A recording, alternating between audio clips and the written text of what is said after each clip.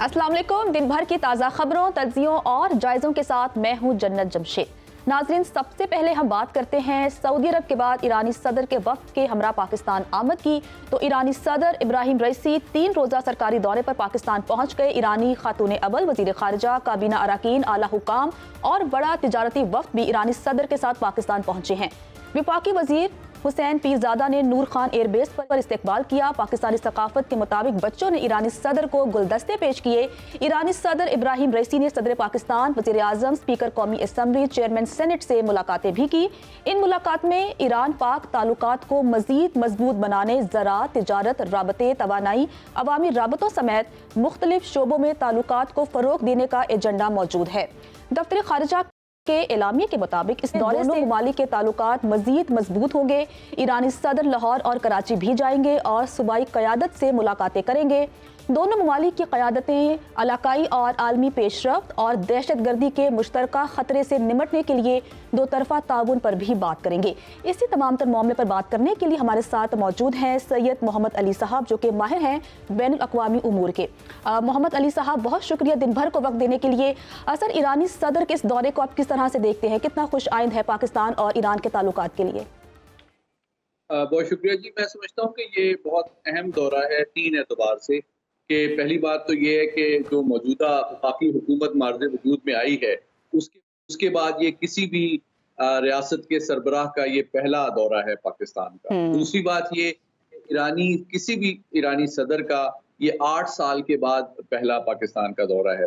और तीसरी बात ये कि पाकिस्तान ईरान के ताल्लुकात चूँकि बहुत ही करीबी और दोस्ताना रहे हैं, लेकिन जनवरी में एक बदकिस्मती से एक मिसअंडरस्टैंडिंग डेवलप हुई, एक कशीदगी डेवलप हुई और उसके फौरी बाद 1 हफ्ते बाद उनके वज़ीर ख़ारिजा भी पाकिस्तान आए और अब जबकि उनके सदर पाकिस्तान आए हैं, तो ये इस बात का सबूत है कि दोनों ममालिक जो हैं वो मिलकर इस खित्ते को की सलामती, खुशहाली और तरक्की को आगे बढ़ाना चाहते हैं।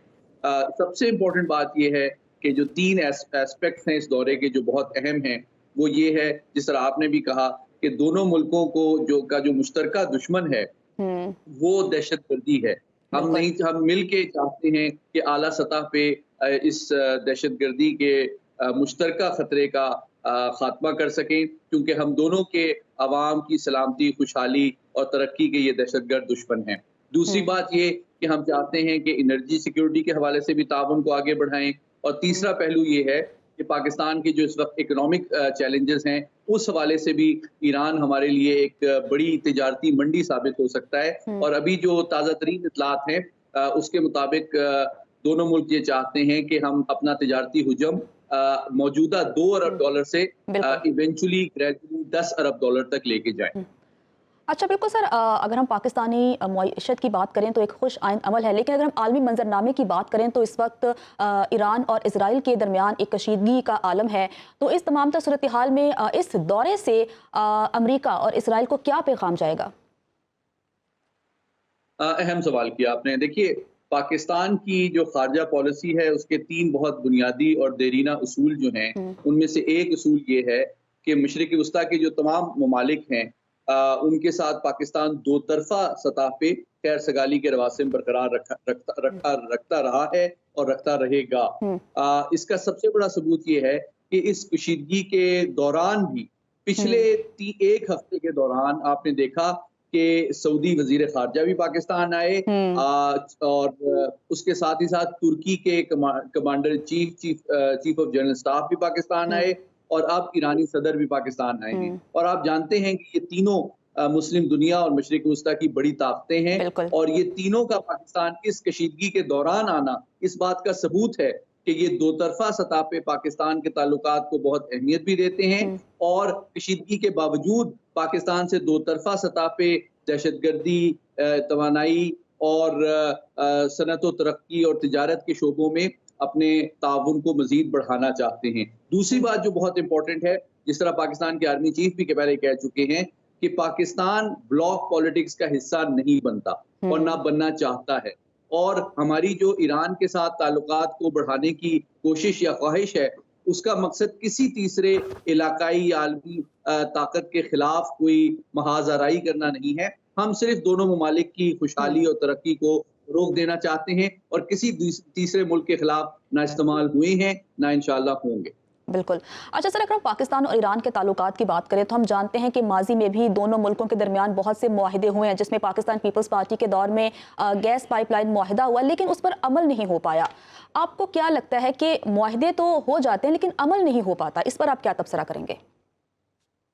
जी बिल्कुल, ये गैस पाइपलाइन का मामला जो है ये एक पेचीदा मामला इस वजह से है कि अगर पाकिस्तान इस पाइपलाइन को मुकम्मल नहीं करता तो तकरीबन 18 अरब डॉलर की हमारे ऊपर इक़्तिसादी पाबंदियां लग सकती हैं और जो यकीनी तौर पे हमारी मईशत उसकी मुतहम्मिल नहीं हो सकती। दूसरी जानिब हमारी जो एनर्जी सिक्योरिटी की एक जेन्युइन रिक्वायरमेंट है, जिसके तहत हमें अगर ईरान से सस्ती और पायदार अंदाज में गैस मैसर आती है तो हमें अपनी दाखिली और बढ़ती हुई ज़रूरियात जो है तवानाई की उनको पूरा करने में मदद मिल सकती है। गवादर, आप जानते हैं गवादर में जो ट्रांसमिशन लाइन है वो ऑलरेडी ईरान से आ रही है। तो हम चाहते हैं कि बलूचिस्तान की जो तरक्की है और खुशहाली है उसमें कई मौके जो है ईरान को भी हासिल हैं और मैं समझता हूँ कि बतदरीज दोनों ममालिक जो है इन गलतफहमियों को दूर करके इस खित्ते में जो कनेक्टिविटी के प्रोजेक्ट्स हैं और तजारत के मौके हैं उनसे फ़ायदा उठा के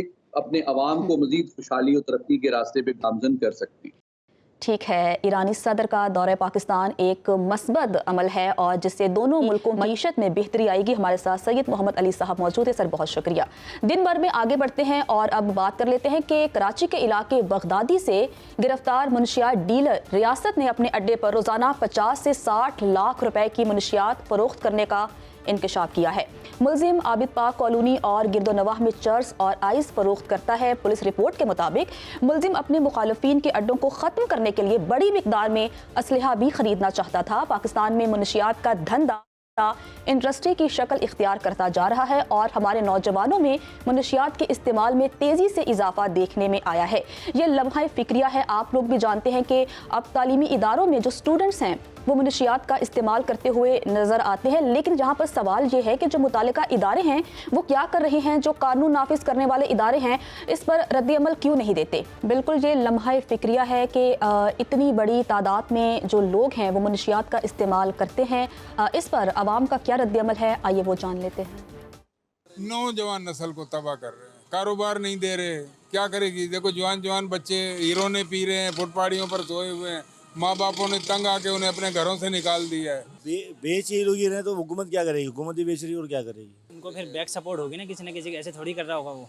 अब वो बोल रहा है 50 से 60 लाख का मैं काम कर रहा हूँ तो जाहिर सी बात है बैक सपोर्ट होगी। तो ऐसे बंदा कुछ भी नहीं कर सकता अकेला ना। गुटखा नहीं बेच सकते, गुटखों पे छापे पड़ जाते हैं। बड़ों की तो बात ही अलग जाएगी ना, बच्चों के मामला आउट हुए हैं अब तो। देखें, बेरोज़गारी होगी, हर बंदा टेंशन में होगा तो अपने दिमाग को रिलैक्स करने के लिए कुछ ना कुछ करेगा, तो वो कोई ना कुछ शॉर्टकट ढूंढता है, तो वो मंशियात के आदी हो जाते हैं।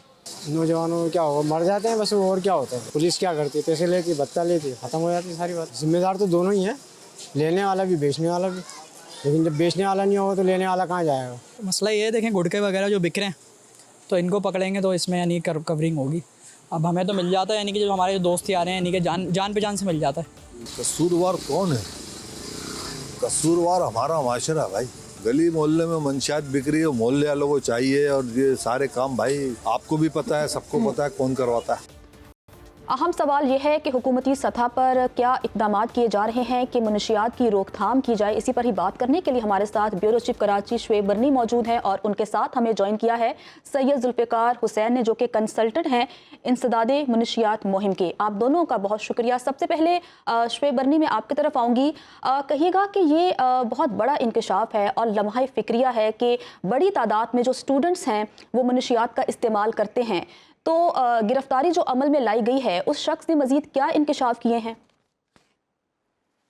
जी देखिए, इस वक्त कराची में मंशियात का इस्तेमाल जो है वो बहुत तेज़ी के साथ बढ़ रहा है। आज भी कराची में जो एपेक्स कमेटी का इजलास हुआ है उसमें भी वज़ीर आला सिंध ने जो इजलास को चेयर किया है, उन्होंने इस चीज़ पे जोर दिया है कि जो मंशियात का इस्तेमाल है इसको बढ़ते हुए को रोकना पड़ेगा।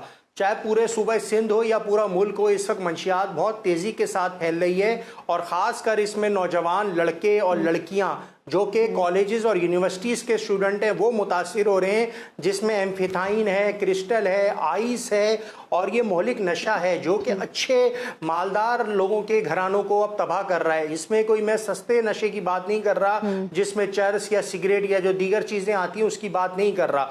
जो महंगे नशे तस्वुर किए जाते हैं जो कि हज़ारों रुपए के मिलते हैं ज़रा से थोड़ी सी क्वांटिटी में, वो इस्तेमाल हो रहे हैं। कराची के इस वक्त जो पोश एरियाज़ हैं, डिफेंस, क्लिफ्टन, जहाँ पे बड़े बड़े बंगले हैं, बड़े बड़े कॉलेजेस हैं, स्कूल, यूनिवर्सिटीज़ हैं, वहाँ पे ये ऑनलाइन डिलीवर हो रही है मंशियात। इसकी वजह से तो जो यहाँ पर सवाल यह है कि क्या ऐसे लोगों को जो कि मुनशियात फराहम करते हैं या सप्लाई करते हैं, क्या उन्हें कानून नाफिज करने वाले इदारों की या उनके अफसरान की सरपरस्ती हासिल है? देखिए, अगर कानून नाफिज करने वाले इदारे चाहें तो इसको बिल्कुल रोक सकते हैं, लेकिन माजी में यही चीज़ देखने में आती है कि उन्हीं के चंद काली भीड़ें, उन्हीं के अफसरान मिल जाते हैं और वो मंशियात फरोशों को फैसिलिटेट करते हैं या उनके सहूलतकार होते हैं, जिसके बाद ये मंशियात की तरसील होती है। इस वक्त कराची में मंशियात की तरसील की ये सूरत हाल है कि आप ऑनलाइन ऑर्डर करें, आपको 2 घंटे के अंदर आपके बताए हुए एड्रेस पे पैसे देने के बाद मंशियात मिल जाएगी। पहले तो ये होता था कि कराची में लोगों को पता होता था कि फलां मंशियात फरोश का अड्डा है तो वहां जाके लोग लेते थे, लेकिन अब तो ऑनलाइन सिस्टम चलने लगा है। तो ऑनलाइन सिस्टम के बाद तो पुलिस, रेंजर्स, दीगर जो एंटी नारकोटिक फोर्स है, एक्साइज है, कस्टम्स है, ये तमाम शहर में मंशियात आती है। वाज़ेह रहे कि कराची में कोई मंशियात ना उगती है ना पैदा मामले होती पर है। शुएब बरनी सैयद जुल्फ़िकार हुसैन साहब से भी बात कर लेते हैं और जानते हैं कि हुकूमती सतह पर रोकथाम के लिए क्या हो रहा है। जुल्फ़िकार साहब, बताइएगा कि इतनी बड़ी मिकदार में मुनशियात स्मगल होना, स्टूडेंट्स का इस्तेमाल करना, नौजवानों का इस्तेमाल करना जो कि पाकिस्तान का मुस्तकबिल है, हुकूमती सतह पर आप लोग क्या कर रहे हैं ताकि इसकी रोकथाम हो सके? बहुत शुक्रिया आपका। और मैं समझता हूँ कि ये जो कराची के एक बहुत बड़े डीलर को गिरफ़्तार किया गया और उसने इंकशाफ किया है, ये एक डीलर नहीं है, ये बहुत से डीलर हैं पाकिस्तान में। तो कराची एक बड़ा शहर है और ड्रग्स की सप्लाई और इस्तेमाल के हवाले से कराची के बाद दूसरा लाहौर का नंबर है। लाहौर में भी यही सेम पोजीशन है जो कराची में है। लाहौर में तकरीबन इस वक्त जो हमारे इदारे के दादोशुमार हैं, जो बागों, पार्कों, सड़कों पे तकरीबन 7 से 8 हज़ार अफराद बैठे हैं। 120 मकामात हैं लाहौर में और उसमें 30 हॉट स्पॉट हैं। इसके अलावा 5 से 6 लाख अफराद घरों के अंदर नशा कर रहे हैं। मैं उसकी मिसाल देना चाहता हूँ, जो अभी रिसेंटली सर्वे था, यानी 20,000 इंजेक्शन, यानी एक आदमी रोज़ाना 4 फार्मास्यूटिकल ड्रग्स इंजेक्शन लगाता है और एक हीरोइन का पानी में मिक्स करके, यानी 20,000 इंजेक्शन लाहौर की सड़कों पे रोज़ाना इस्तेमाल होते हैं, फ़रोख्त होते हैं। इसके अलावा चर्स, आइस, बांग, उसके बाद शराब और दीगर जो ड्रग्स हैं, cocaine is a very expensive, वो भी सरेआम मिलती है। उसकी बुनियादी मैं समझता हूँ वजूहात जो आपने पहले रिपोर्ट में जिन चीज़ों का जिक्र किया है कि बहुत सी चीज़ें ऐसी हैं कि हुकूमती सतह पर ऐसे जो एक आपस में कोऑर्डिनेशन अप्रोचेस नहीं है एक दूसरे की। जो जितनी भी लॉ इन्फोर्समेंट एजेंसी, उसमें देखें एंटी नारकोटिक फोर्स जो सबसे बड़ा इदारा है वो भी बहुत काम कर रहा है। उसने मनोनी टनों के हिसाब से पकड़ी है। उनकी जो एफआई की रेशो है वो कम है, जबकि दूसरी तरफ पुलिस की रेशो एफआई की बहुत ज़्यादा है, लेकिन जो मिकदार है वो बहुत कम है। अभी रिसेंटली जो वज़ीर आला पंजाब मोहतरमा मरियम साहबा तशरीफ़ लाई हैं, उन्होंने आते ही जो बड़ा इनिशिएटिव लिया है पंजाब पुलिस ने, अगर ये काम पहले कर लेती तो मैं समझता हूँ कि रिजल्ट मुख्तलिफ होते। अभी उन्होंने पंजाब में एक तो ये है कि कानून नाफिज करने वाले या पुलिस जो है वो कार्रवाइयाँ करते हुए इनको रोके, लेकिन दूसरी जानिब आगाही कितनी ज़रूरी है ताकि एक इंसान को मालूम हो सके कि जो नशा है, मनशियात है, उसकी सेहत के लिए कितनी ख़तरनाक साबित हो सकती है। तो उसके लिए क्या किया जा सकता है? देखिए, बदकिस्मती से हमारे मुल्क में पॉलिसी कोई नहीं है। नेशनल लेवल पे एक पॉलिसी बनी थी 2009 में, उसके बाद उसको अमेंडमेंट किया गया, 2019 में उसको नया बनाया गया। सूबों की पॉलिसी कोई नहीं है। पंजाब सूबा हम उस पर काम कर रहे थे कोर्ट की डायरेक्शन से, लेकिन वो भी अभी ताहाल पॉलिसी नहीं बनी। सबसे बड़ी बात जो मैंने अभी जिक्र किया था ना, कोऑर्डिनेशन किसी की नहीं है। जब कोऑर्डिनेशन नहीं है, हेल्थ वाले सोशल वेलफेयर पे डालते हैं कि ये आपकी जिम्मेदारी है, सोशल वेलफेयर हेल्थ पे डालता है, हेल्थ वाले पुलिस पे डालते हैं। ये सिलसिला कई सालों से मैं समझता हूँ चल रहा है। हमारे यहाँ जब तक कोऑर्डिनेशन इंटीग्रेटेड अप्रोचेस के तहत एक पॉलिसी नहीं आएगी, यानी प्रिवेंशन के इंटरनेशनल जो स्टैंडर्ड है उसके मुताबिक तालीमी इदारों में आगाही मुहिम की ज़रूरत है। यानी टीचर की टीचिंग स्किल पे ट्रेनिंग की जाए, बच्चों को बेसिक लाइफ स्किल ज़िंदगी गुजारने की महारतों की यही तरफ। कह रहे हैं कि इदारों के दरमियान कोऑर्डिनेशन होनी चाहिए और आगाही मुहिम बहुत ज़रूरी है ताकि जो तलबा हैं, जो नौजवान हैं, उनको समझाया जा सके कि मनशियात उनके लिए कितनी ख़तरनाक साबित हो सकती है और अगर वो मनशियात का इस्तेमाल करते हैं तो उनका जो मुस्तकबिल है वो भी ख़राब हो सकता है। हमारे साथ सैयद जुल्फ़िकार हुसैन साहब मौजूद थे। ब्यूरो चीफ कराची शुएब बरनी हमें तमाम तर सूरत हाल के हवाले से अपडेट कर रहे थे। आप दोनों का बहुत शुक्रिया। दिन भर में वापस आएंगे एक ब्रेक के बाद, साथ रहिएगा। ब्रेक के बाद दिन भर में आपको खुश आमदीद कहते हैं। नाज़रीन, विफाकी हुकूमत ने किसानों को ओपन मार्केट में मिडल मैन के रहमो करम पर छोड़ दिया है। विफाकी हुकूमत ने गंदम खरीदारी का हदफ गुज़श्ता साल के निस्बत तकरीबन 69% कम रखा, जिससे 6 से 12 एकड़ जमीन काश्त करने वाले किसान रुल गए हैं। किसान अपनी गंदम सरकारी कीमत से भी कम पर फरोख्त करने पर मजबूर हैं। इक़्तिसादी राबता काउंसिल ने रवा साल 2024 के लिए गंदम की खरीदारी का हदफ 24,50,000 टन मुकर्रर किया था। दस्तावेज के मुताबिक गंदम की खरीदारी के लिए 264 अरब रुपए की मंजूरी दी गई, जबकि रकम बैंकों से गंदम की खरीदारी और स्टॉक के लिए ली जाएगी। इसी तमाम तर मामले पर बात करने के लिए हमारे साथ मौजूद हैं खालिद साहब, चेयरमैन किसान इत्तेहाद बोर्ड हैं। खालिद साहब, बहुत शुक्रिया वक्त देने के लिए। सर, कहिएगा कि हुकूमत ने इस दफ़ा कम गंदम खरीदने का फैसला किया है, तो इससे जो छोटे किसान हैं उनको कितना नुकसान हो सकता है? गुजारिश ये है कि इस दफा काश्तकार के साथ काश्तकार का तो बहुत ज्यादा इस्तेहसाल किया जा रहा है। इसको देखना पड़ेगा कि ऐसा क्यों हुआ है। पिछले साल हमारी बम्पर खराब थी। 1 अप्रैल के जो स्टॉक्स हैं नेशनल फूड सिक्योरिटी के मिनिस्ट्री के मुताबिक हमारे पास 47 लाख टन 1 अप्रैल 2024 को मौजूद है। उसके बावजूद बाहर से गंदम क्यों मंगवाई गई? ये दिसंबर में फैसला हुआ, इंटरिम गवर्नमेंट ने फैसला किया कि बाहर से गंदम मंगवाने का टोटल बदनीति पे मबनी था, पैसे कमाने के लिए था। काश्तकार का इस्तेहसाल भी हुआ, मुल्क का नुकसान भी हुआ। क्योंकि पहली दफा ये हुआ कि बाहर की गंदम, पहले हमेशा हमारी गंदम सस्ती होती थी, बाहर महंगी होती थी। इस दफा पहली दफा हुआ कि बाहर गंदम सस्ती थी, हमारी महंगी थी। वहां से सस्ती गंदम मंगवा के, और दूसरा ये हुआ कि जब वो मंगवाने लगे कहीं पे कैप नहीं किया गया कि इतनी मंगवानी है, जितनी मर्जी प्राइवेट सेक्टर ले आए। उस वजह ये साफजारे सारे पैसे कमा रहे थे। अब अपनी गंदम का दूसरा एक चीज और की कि जो हमारे पास अपनी गंदम पड़ी थी पाकिस्तान में पहली दफा, उसका रेट 39 रुपए खरीदी थी, 4785 रुपए कर दिया, सिर्फ इसलिए जो बाहर से गंदम हमारी वो सेल हो, ये वाली सेल ना हो। अच्छा, अब ये जो अपने पास स्टॉक, हुकूमत के अपने पास स्टॉक पड़ा है, उसके ऊपर तकरीबन ये 23% उसके ऊपर दे रहे हैं, इंटरेस्ट भी पे कर रहे हैं। यानी कि अब इनको पड़ी पड़ी वो गंदम खुद 5-4 की हो गई है। यानी कि हुकूमत पंजाब का बहुत बड़ा लॉस हुआ है, इसमें बहुत बड़ा नुकसान हुआ है। अब हमारी एक रिक्वेस्ट है जी कि काश्तकार का इस्तेहसाल हुआ, काश्तकार के हर घर में सफ़े मातम बिछी हुई है, काश्तकार का हर घर परेशान है। मैं उनके जज्बात का लफ्जों में इज़हार करके नहीं बता सकता। और जिन बदनीयत लोगों ने ईसीसी में बैठ के या जिन्होंने सबरी मूव की, उनको फांसी होनी चाहिए। क्योंकि उन्होंने हमारे काश्तकारों का मौशी कत्ल किया, उन्होंने काश्तकारों का बहुत बड़ा नुकसान किया है। अब ये लाजमी है कि उनके खिलाफ कार्रवाई हो और उनके खिलाफ इंक्वायरी हो। मैं उस इंक्वायरी का ऑलरेडी सबको मैं लेटर भी लिख चुका हूँ। अच्छा, अब आ जाए कि इस सर, जैसा कि आपने कहा कि हुकूमती सतह पर ये फैसले होते हैं, तो सर हुकूमत के सामने अपने जो तहफ़्फ़ुज़ात हैं वो रखे भी जा सकते हैं। क्या ऐसा है कि हुकूमत को तमाम तर तहफ़्फ़ुज़ात का इल्म है, उसके बाद ये फैसला हुआ है, या फिर अभी तक उन्हें कुछ मालूम ही नहीं है? जी, ये फैसला किया था इंटरिम गवर्नमेंट में, दिसंबर में ये फैसला हुआ था। और ये फैसले में दूसरा ये था कि इसको कैप भी नहीं किया था। दूसरा ये कि 31 मार्च तक बाहर से गंदम आ सकती है, हालांकि फरवरी में हमारी अपनी गंदम शुरू हो जाती है सिंध से। यानी कि वो फैसला जो उन पे इंपोर्ट का जो डिसीजन था वो टोटली बदनीति पे है, वो पाकिस्तान के इंटरेस्ट में नहीं है। वो ऐसे ही समझ लें कि पाकिस्तान के दुश्मन लोगों ने वो फैसला किया, पाकिस्तान के काश्तकारों के दुश्मन ने और पाकिस्तान की ज़राअत के दुश्मनों ने फैसला किया। देखिए ना, हमारी अपनी गंदम पड़ी है जो सोना है, सोना। अच्छा, और बाहर से गंदम लाके यहाँ पे बेची क्योंकि सस्ती मिल गई। अब ये देखे ना, पिछले 15-20 साल से जब से मैं काश्तकारी कर रहा हूँ, तो काश्तकार को तो हमें कभी इंटरनेशनल रेट नहीं मिला। जब इंटरनेशनल प्राइस हमसे डबल होता है, उसके बावजूद हम अपने रेट पे देते हैं। अब आप ये देखें ना कि आज से 2 साल पहले हमने 2200 रुपए मन गंदम दी पब्लिक को, 2200 रुपए मन फूड डिपार्टमेंट ने पासको को 2200 रुपए। बाद में वही गंदम 6000 रुपए मन बिकी। कौन कसूरवार है? काश्तकार तो उसका कसूरवार नहीं है, उसमें या हुकूमत है या दरमियान में माफिया है।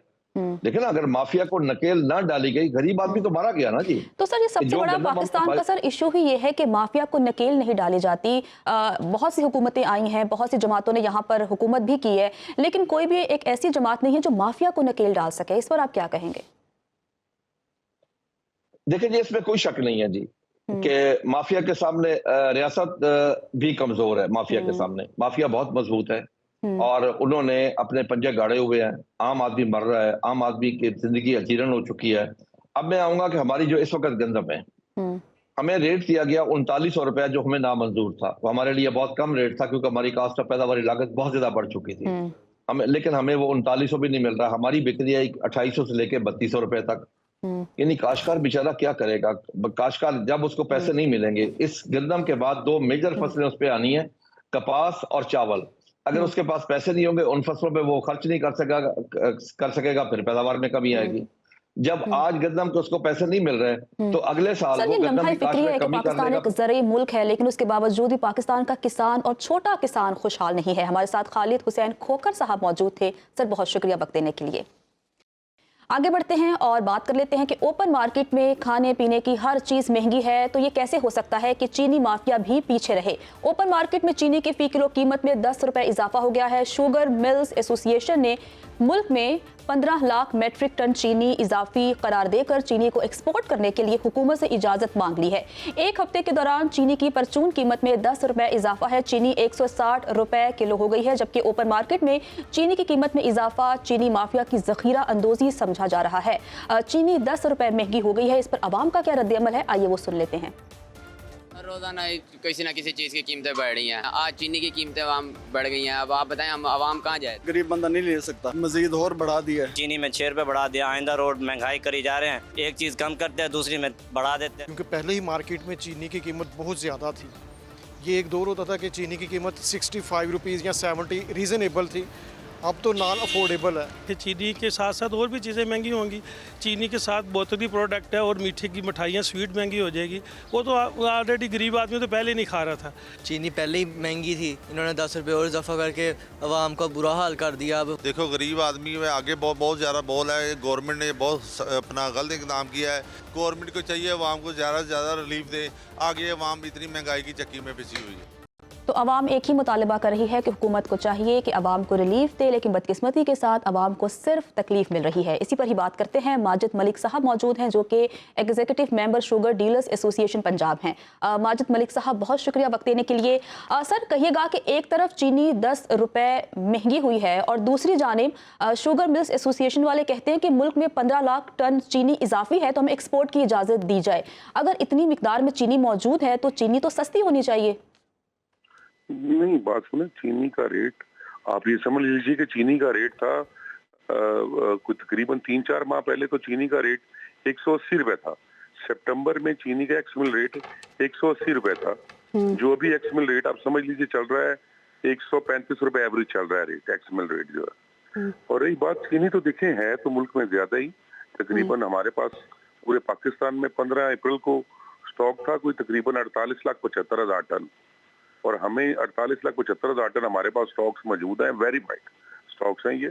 और हमें चीनी जो चाहिए वो तकरीबन आप समझ लीजिए अगले 7 माह के लिए हमें जो चीनी चाहिए 15 नवंबर तक, वो तकरीबन हमें चीनी चाहिए आप 36 लाख टन, 35-36 लाख टन। तो चीनी तो एक्सेस ही है ना जी। ये तो मेरिट के ऊपर एक्सपोर्ट बनती है और इन्हें करनी भी चाहिए। और रही कीमत की बात, तो कीमत तो चीनी की प्राइस तो ओवरऑल अगर आप देखें तो ये तो सितंबर में 180 रुपए प्राइस थी एक्स में। लेकिन सर हमने माजी में ये सब देखा है कि चीनी एक्सपोर्ट करने की इजाज़त अगर हुकूमती सतह पर दे दी जाती है, चीनी एक्सपोर्ट भी हो जाती है, उसके बाद चीनी की किल्लत भी हमने देखी है। हमने देखा है कि चीनी को ज़ख़ीरा भी किया जाता है, जिसकी वजह से चीनी मार्केट्स में नहीं मिलती और कीमत बहुत ज़्यादा हो जाती है। तो एक तो ये ज़ख़ीरे वाली बात जो है ना, मैंने आगे भी आपको बताया कि ये ज़ख़ीरा जो है ना, ये ज़ख़ीरा कोई नहीं होता चीनी का। उसकी वजह कि गवर्नमेंट का इतना सख्त किस्म के कानून आ गए हुए हैं गवर्नमेंट के अपना 2019 से, कि इसके ऊपर अपना स्टॉक्स चेक हो रहे होते हैं हर टाइम। और ये कोई इस किस्म के स्टॉक्स चेक हो रहे होते हैं और ये हर टाइम गवर्नमेंट को स्टॉक्स जा रहे होते हैं।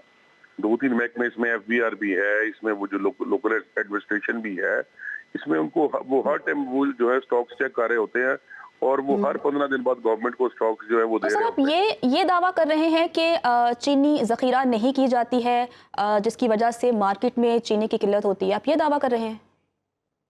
चीज है जो 4 महीने में जिसकी प्रोडक्शन होनी है और 12 महीने खाई जानी है। ये 4 महीने में इसकी प्रोडक्शन होनी है और 12 महीने में, ये तो नहीं हो सकता कि 4 महीने में प्रोडक्शन होगी तो 4 महीने में इसकी कंजप्शन हो जानी है 4 महीने में।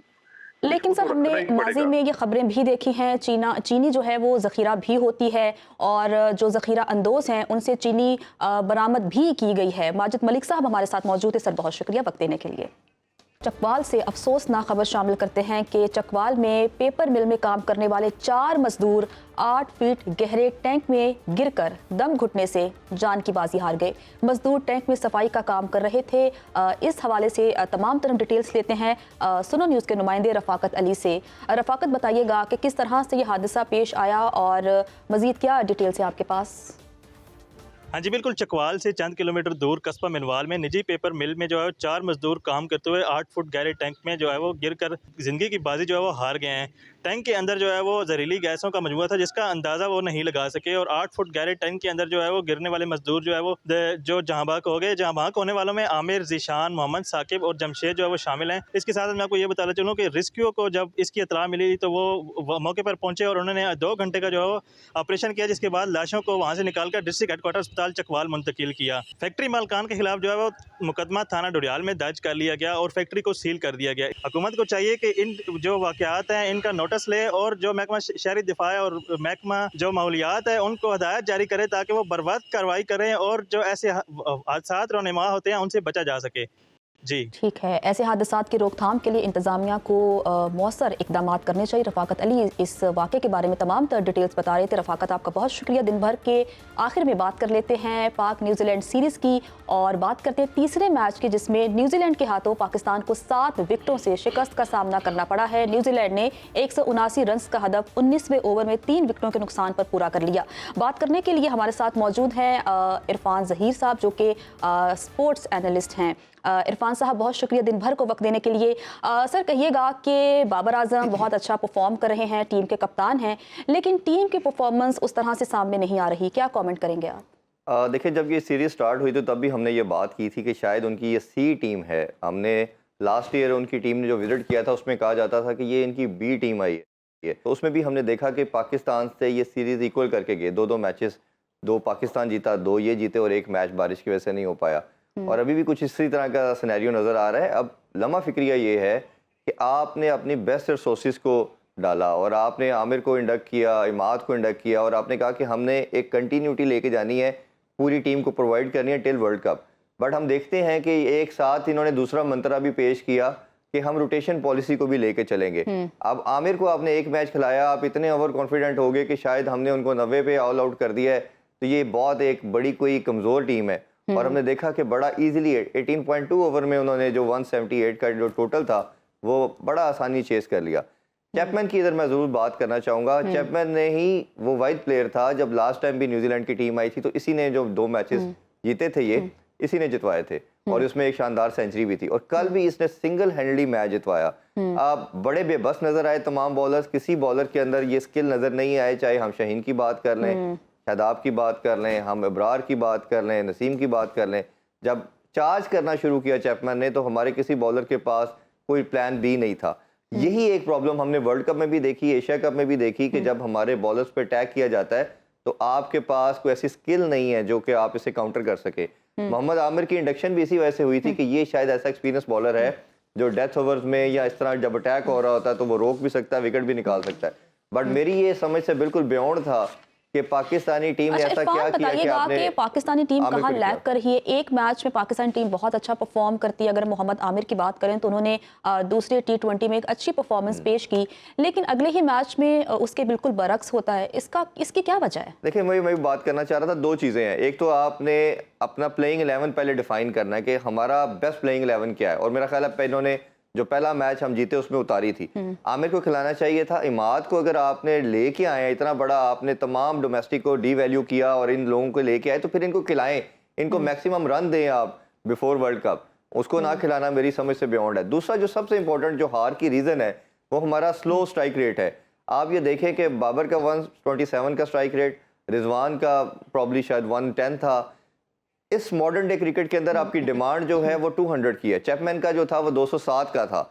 हमारा जो सबसे हाईएस्ट था अगर हम देखें तो वो इरफान खान नियाजी का था 150 का, और फिर शादाब का था इरफान टीम की तो हम बात कर रहे हैं, लेकिन कप्तान की बात कर लेते हैं कि बाबर आजम को दोबारा से मौका मिला है, वो पाकिस्तानी टीम के कप्तान बने हैं। तो पहले के बाबर में और अब के बाबर में आप कोई तब्दीली देख रहे हैं? देखिए, सबसे पहले तो टीम को जेल इन करना इनकी रिक्वायरमेंट है, और मेरा मानना ये है कि बाबर को बहुत आउट ऑफ द ब्लू, एक बिल्कुल आउट ऑफ द वे जाके ये दोबारा अपॉर्चुनिटी मिली है, जो कि शायद दुनिया में कहीं ना मिलती, क्योंकि पहले 4 साल का इनको फिर रन मिल चुका है। तो बाबर को जो एक मिसिंग पार्ट था अपनी बैटिंग के अंदर, एक तेज खेलना है, एग्रेशन लेके आना, और ये कप्तानी के अंदर भी लेके आना है। आप ये देखा है ना, जब उन्होंने हिटिंग करना स्टार्ट की तो आपको ये आइडिया ही नहीं था कि हमने फील्डर को किधर प्लेस करना है, बॉलर्स को मालूम नहीं था हमने कहाँ बॉलिंग करनी है। आपको सर्टेन प्लान के साथ आते हैं, कोचेस के रोल को भी देखना पड़ेगा। मैं माजरत करती हूँ, टाइम हमारे पास बहुत कम है, इस पर बहुत ज्यादा बात हो सकती है क्योंकि बाबर आजम के हवाले से ये तासुर है कि वो बहुत अच्छे हैं, लेकिन कप्तानी में वो कहीं ना कहीं लैग कर जाते हैं। दिन भर से इतना ही, आप लोगों से मुलाकात होगी इंशाल्लाह कल। खुदा हाफिज।